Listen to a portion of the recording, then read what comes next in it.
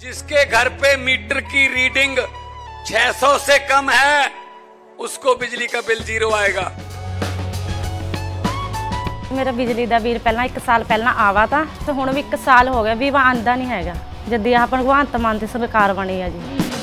ਮੁੰਡਾ ਸਾਨੂੰ ਛੋਟਾ ਕਹਿੰਦਾ ਪਿਛਲੀ ਵਾਰੀ ਬਿੱਲ ਕਿੰਨਾ ਆਇਆ था माँ 3500 रुपया कहना ऐसी 0 आया। माँ फिर ऐसा मुख्यमंत्री पूरे इंडिया में बनना चाहिए।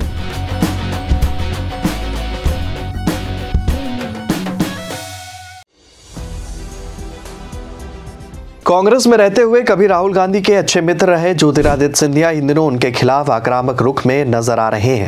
एक के बाद एक ज्योतिरादित्य सिंधिया लगातार राहुल गांधी के बयानों पर पलटवार कर रहे हैं, या कहा जाए कि बीजेपी में वो उन नेताओं में शामिल हो गए हैं जो फिलहाल राहुल गांधी के बयानों को सबसे ज्यादा टारगेट कर रहे हैं।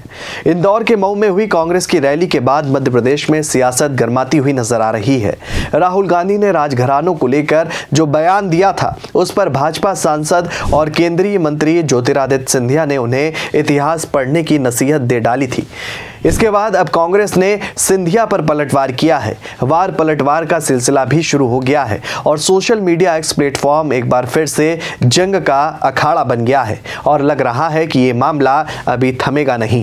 ऐसे में कांग्रेस ने सिंधिया को नसीहत देते हुए पुराना इतिहास याद दिला दिया है। क्या है पूरा मामला, आगे आपको वीडियो में बताएंगे। नमस्कार, आप देख रहे हैं 4 PM और मैं हूं आपके साथ में शोभित पाठक।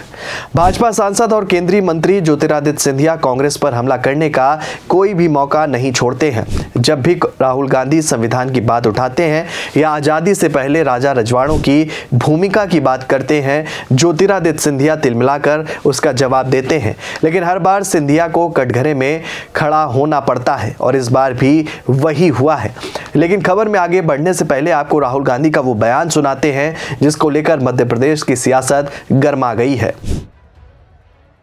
संविधान से पहले याद रखिए, आजादी से पहले इस देश में गरीबों के कोई अधिकार नहीं थे, दलितों के कोई अधिकार नहीं थे, पिछड़ों के कोई अधिकार नहीं थे, आदिवासियों के कोई अधिकार नहीं थे। अधिकार सिर्फ महाराजा राजा के थे। वो बदलाव आजादी के दिन आया था। आपको जमीन दी गई, जमीन का हक दिया गया, अधिकार दिए गए। वहीं राहुल गांधी के इस बयान को लेकर ज्योतिरादित्य सिंधिया ने एक लंबा चौड़ा ट्वीट किया है। ज्योतिरादित्य सिंधिया ने कहा है कि संविधान को अपनी पॉकेट की डायरी मानने वाले राहुल गांधी का बयान उनकी संकीर्ण मानसिकता को दर्शाता है। सत्ता की भूख में वो भूल गए हैं कि इन राज परिवारों ने ही देश में समानता की नींव खींची थी। सिंधिया ने आगे कहा कि बड़ौदा के राजा सयाजीराव गायकवाड़ ने बाबा साहब आम्बेडकर की आर्थिक मदद की ताकि वो शिक्षा ग्रहण कर सके। शाहू जी महाराज ने 1902 में अपने प्रशासन में पिछड़े वर्गों को 50% आरक्षण प्रदान किया, जिससे सामाजिक न्याय की नींव रखी गई। ज्योतिरादित्य सिंधिया ने आगे कहा कि ग्वालियर के महाराजा ने पिछड़े वर्गों को सशक्त बनाने के लिए शिक्षा और नौकरियों के केंद्र स्थापित किए। सिंधिया ने कहा कि कांग्रेस ने देश में दलितों और ओबीसी के अधिकारों पर हमला करने वाली मानसिकता को जन्म दिया। उन्होंने कहा कि राहुल गांधी पहले इतिहास का अध्ययन करें फिर भाषण दें। वहीं अब सिंधिया के बयान के बाद सिंधिया के भाई ने भी पलटवार किया है। धौलपुर राजघराने के सदस्य और 5 बार के सांसद दुष्यंत सिंह ने कहा कि राहुल गांधी की टिप्पणी उनकी हिट एंड रन राजनीति का एक उदाहरण है। वो इतिहास को बिना जाने बोलते हैं। उन्हें कोल्हापुर के शाहू महाराज और वडोदरा के गायकवाड़ परिवार के बारे में कुछ भी पता नहीं है। धौलपुर राज परिवार ने सामाजिक और बुनियादी ढांचे के विकास में भी महत्वपूर्ण भूमिका निभाई। महाराजा राणा निहाल सिंह ने राज्य के प्रशासन का आधुनिकीकरण किया। उन्होंने अस्पतालों का निर्माण भी किया, सड़कों और रेलवे जैसे आवश्यक सार्वजनिक बुनियादी ढांचे का विकास किया और उनके उत्तराधिकारियों ने भी इन प्रगतिशील प्रयासों को जारी रखा। उनके प्रयासों को खारिज करना उनकी विरासत का साफ अपमान है और ये आधारहीन टिप्पणियां करने की राहुल की आदत को भी उजागर करता है। कभी कांग्रेस में कद्दावर नेताओं की हैसियत रखने वाले नेता ज्योतिरादित्य सिंधिया इससे पहले भी राहुल गांधी से मोर्चा ले चुके हैं। आपको बता दें कि जब लोकसभा में नेता प्रतिपक्ष और कांग्रेस सांसद राहुल गांधी अमेरिका के दौरे पर गए थे तब जब राहुल गांधी के कुछ बयानों पर देश की सियासत गर्मा गई थी। तब भी उनके एक बयान पर सिंधिया ने पोस्ट करते हुए लिखा था कि कांग्रेस पार्टी की राष्ट्र विरोधी मानसिकता और झूठ बोलने की आदत आज सबके सामने आ गई है। वैसे तो कांग्रेस का इतिहास देश में दरार और विभाजन के बीज बोने वाला रहा है, लेकिन राष्ट्र के प्रति हालिया उपेक्षा और अनादर दर्शाता है कि पार्टी और भी अधिक नीचे गिरने में सक्षम है। विभाजनकारी विचारधारा के साथ राहुल गांधी हमारे वीर और देशभक्त सिख समुदाय के बारे में सरासर झूठ फैला रहे हैं। उन्हें पता होना चाहिए कि कांग्रेस के शासनकाल में ही हमारे सिख भाइयों और बहनों के खिलाफ भयंकर हिंसक हमले और नरसंहार किए गए थे। उनके बयान याद दिलाते हैं कि बड़ी पुरानी पार्टी अपने राजनीतिक लाभ के लिए किसी भी स्तर तक गिर सकती है और हमारे देश की छवि को नष्ट कर सकती है।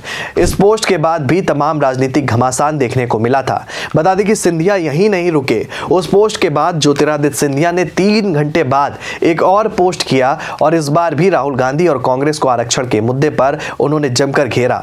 सिंधिया ने उस दौरान लिखा था, जो चर्चा में आया था कि देश के दलित, ओबीसी और आदिवासी भाई बहन कांग्रेस से सचेत रहें।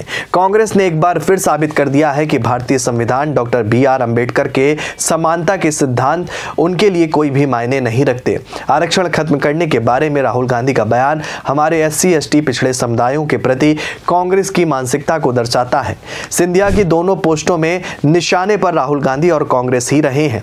इससे पहले ज्योतिरादित्य सिंधिया ने भोपाल में भी राहुल गांधी पर निशाना साधा था।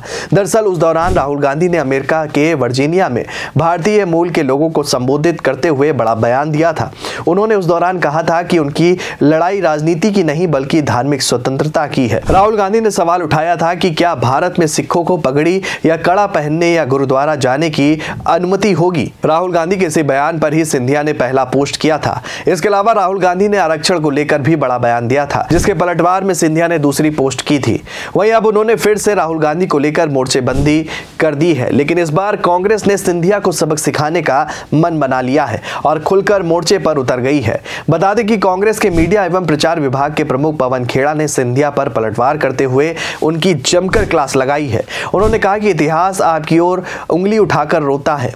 योर हाइनेस, अगर संविधान का 26वां संशोधन ना हुआ होता तो आज भी भारत सरकार की तरफ से ग्वालियर राजघराने को करोड़ों रुपए टैक्स फ्री दिए जा रहे होते। पवन खेड़ा ने एक्स पर अपने ट्वीट में कहा कि राजघरानों की गद्दारी, उनका अंग्रेजों से प्रेम आप शायद भूल गए, हम सब नहीं भूल पाते। उन्होंने कहा कि इतिहास गवाह है कि एक राजघराने की पिस्तौल का इस्तेमाल राष्ट्रपिता महात्मा गांधी की हत्या में हुआ था।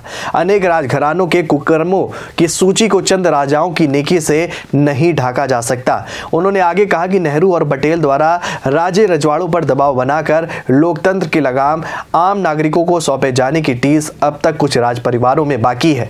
आपको बता दें कि सिंधिया को लेकर कांग्रेस ने अपना रुख साफ कर दिया है और लग रहा है कि यह मामला भी जल्द नहीं थमेगा।